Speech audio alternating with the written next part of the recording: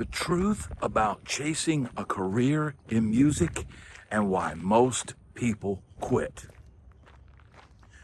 Now look, man, over 40 years being in the music business, 30 years in Nashville, and I'm now coming to you from Florida, where I'm able to give you these truths, the inside information. Not everybody's gonna tell you the things that I tell you on this channel. People are gonna try to glorify what the music business is. People are gonna try to make it seem like it's this, oh, it's so awesome. And look, I'm on the road and this is my tour bus. Or look, I'm playing this gig and isn't it amazing? Well, look, man, I saw a video the other day, and it was a girl, and she was going through the airport, and she was talking about, people don't know that no one in this airport knows that just the other day, I played for 21,000 people opening for Keith Urban. Well, how are they to know? I mean, that's right there sums up a huge part of people's wrong perspective. And look, man, here today, gone later today. You get off that stage, and as soon as you're not in those lights anymore, and this is especially true if you're a sideman. You know, I've played gigs where I'm on the back line of the band, and people don't even see past the people singing in the front. They don't even know that you were on stage. They have no idea who you are or that you were even up there, or they have no idea that you were doing anything. And man, people go to concerts and you're playing for 21,000 people, right? Or at least maybe it's more like 15,000 because people are trying to get to their seats. People are going to the bathroom. People are getting their beer. People are texting on their phone. They're not really paying attention to the opening act.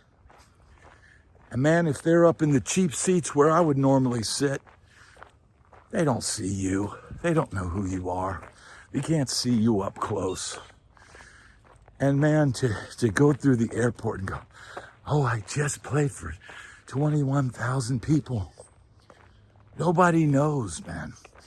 When you get off tour, you get back home, you know, for the weekend or whatever, guess what? You're back to cleaning the toilet. You're back to taking out the trash. You're back to feeding the dog and picking up dog poop in the backyard and all of that. Being a musician does not absolve you of daily trivial things that everybody has to do. It doesn't elevate you any higher than anybody else in society. It doesn't matter if you're the star or the sideman, or you're playing in a bar, you're the local guitar hero, or anything else, man. Stay grounded. You're always going to be that same person. And just because you got to play for 21,000 people doesn't mean that everybody should be oohing and ahhing over you. And they're largely probably never will. Right? Very few people reach that point of superstardom. That point where, you know, you can't go out in public anymore. How many artists these days, or TV stars, are people cause that kind of chaos if they just were to go out? There's no more Michael Jacksons or Elvis Presleys or Beatles anymore, you know? Everything's been demystified, right? There is no mystery anymore. There are no superstars. And the number one reason why a lot of people quit is they realize they have no chance of even getting to a certain level. And what is a certain level? I mean, look, man, you could be a sideman playing with the biggest artist in country music and making $300 a show. You're playing for 30,000 people and you're making $300. If that's not a sobering reality, and here's the deal, man, very few people even make it to that level. Very few people are able to even achieve that. And look, man, just to make $3,000 for the month, you got to have 10 gigs paying that amount. And most people, you got to be, you got to have a decent amount of gigs on the books just to be able to survive. You're not all of a sudden you're on tour with a major artist and all of a sudden you're going to the car dealership and, buying a new Corvette and upgrading your housing situation and buying new wardrobes and all that. You're still going to be scraping by. And here's the deal. If you're a musician and, a guitar player, let's say, you might get on the gig and realize, man, I really need a Les Paul for this gig. It sonically works for the gig. Man, I need a bigger amp. Man, I'm going to need road cases and all that. And dude, you could find yourself broke or owing money shelling that out. Decent set of professional grade in-ear monitors. Last time I bought a pair was $1,000. Now I'm sure now there's some budget models out there perhaps that you could get by with. We're talking about custom ear molds. Those things aren't cheap, right? And so you're spending thousands of dollars, a Les Paul for, $2,400, or maybe you find a good used one for $1,700, and then, oh man, I need a good amp. Then you buy that. Then, oh, well, I need a backup for the amp. And my pedal board, I need to get my pedal board sorted out because I had an issue on the gig. I mean, dude, if your gear craps out on you on the gig, that's your ass. And so, man, it becomes a challenge to do all these things, and you're not making the kind of money to sustain that, right? And so, a lot of people will quit way before they even get a chance to do something like that. They see how tough it is. And many people, man, it's the same thing when you had the pandemic thing a couple years ago. There were people that were in town playing gigs and making their living in Nashville, and all of a sudden, you had a pretty major hurdle to overcome. They just all left. They all left. So many of those people probably found other types of work and got out as soon as, a serious setback hits. They're out of there. And man, you're going to have setbacks all through your career. You're going to have points where you're like, oh crap. I've had so many points where I wanted to quit, or I was contemplating doing something else or getting out of the music business. And perhaps I was just too stubborn or stupid to change. Because here's the ultimate thing. If you're willing to go do something else for a buck, then maybe you just didn't love it enough. That's a tough question to ask yourself, right? That's a tough thing to come to grips with. But if you can't tough it out when times are tough, you can't figure out a way. And look, man, I've had guitars that have been in and out of pawn shops. I've been down to at one time one guitar, one amp, and one cable, and should have probably done something completely different and gotten out of it. But something kept me going back. The fact that I knew this is what I wanted to do, and I was perhaps just too stubborn to stop. And maybe that's the one thing you need. You need to have a stubborn drive to achieve something. You've got to stick with it. You've got to have persistence, right? You've got to have persistence that no matter how tough it is, and look, man, it's not just tough, the business side. I mean, your personal life will suffer. Your personal life will suffer because, let's face it, dude, if you don't have a decent roof over your head and you're not sure where your next meal is coming from and you're not driving a nice car and all that, well, your dating options could be limited, bro. You could be spending a lot of time alone between gigs.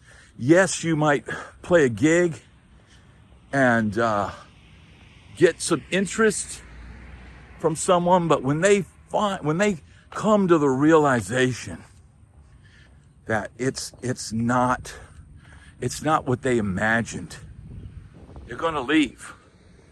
I can remember way back on my first road gig, meeting a girl on the road. She called me about a week later. She called me in Nashville, and I had just lost my gig.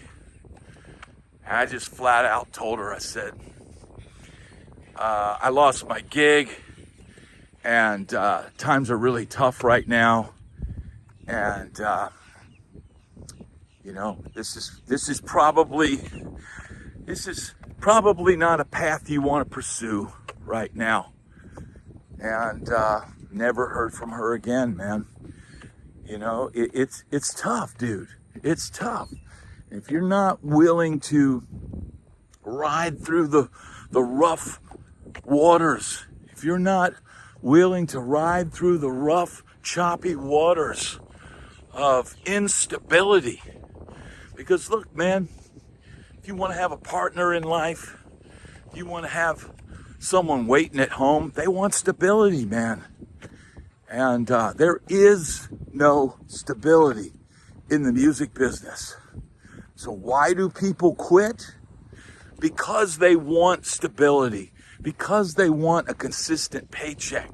There never was a consistent paycheck in the music business. Even if you're out on the road with an artist who's got a full year's worth of dates and things are happening and all that, dude, all it takes is one vocal injury or sickness or catastrophic event, and it could all go away like that. And so, man, people leave the music business, and the same thing goes for, at a smaller level. It doesn't change whether the gig is a big gig or you're just playing at the bars, man. You could be the hottest bar band in your town, packing the club every night. It's a glorious, awesome thing. You're amazed at it every time you play. It's packed and all of that. And dude, just at the whim of a bar owners are notoriously fickle and might decide they don't like that kind of music. They don't like something about the crowd, or your drummer ticked them off, said something, or maybe his girlfriend's eyeing your lead singer. And all of a sudden you're gone. You're gone, bro. You're blowing in the wind like my like my hairline, dude. Because that's why people quit. That's why people get out. That's why they say no more. I can't take this anymore. And you're gonna have people your entire life telling you that. You're gonna have, look, it starts when you're young and you tell your parents, I want to play music. It starts then when people warning you. It starts then with people telling you, oh man, it's gonna be tough. And I couldn't go for a checkup or the dentist or anything without them telling me, oh, you'll never be able to make it in music. You'll never be able to do this. Well, look, with that attitude and listening to people like that, you never will. You never will. Because you've got to have that stubborn, dogged personality in order to keep going. When it gets tough, dude, it's tough got to keep moving. And man, that's why people quit. They've already been instilled in their early years. They've already been instilled with the fact that they're not going to make it. So when one little setback happens, they go running back home. Now, man, here's the thing. Once you've experienced life in the music business and really been in the thick of it, it gets harder to go back to nothing. It gets harder to forget everything that you just experienced. I think the hardest thing to come down from is the stage high.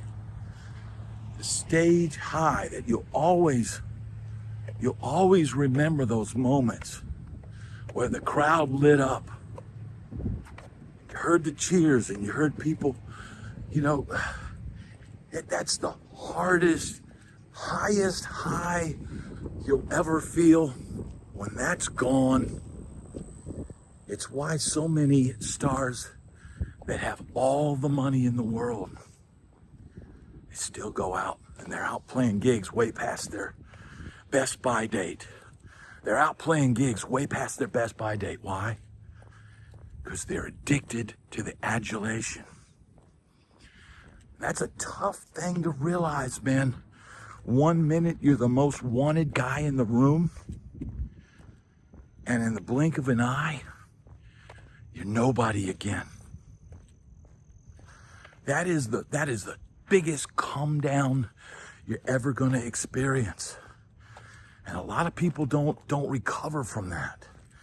They don't recover from the fact that they think because they played for 21,000 people that now everybody should notice them.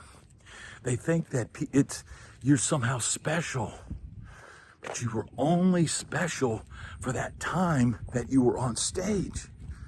And once you're off stage, the spotlight's always on somebody else. So you're playing on Friday night, and you're the rock star, right? Everybody wants you, right? And you're up there, and you're doing your thing, and you're owning the stage. But on Saturday night, somebody else is on that same stage. And that same girl that might have been giving you the eye the night before, well, she's giving somebody else the eye on Saturday night. You're not even aware of what's going on. You're not even aware that it's just a temporary thing, man. Nobody stays on top forever. And most people never get a chance to even experience it. It's like you have to learn to do it because you love music. You have to learn to do it because you love music, not because you love adulation, and certainly not because you love money. Because the money Sometimes it's good, but most of the time it's not good at all. Most of the time you're gonna struggle, even though people think you're probably driving a Lamborghini.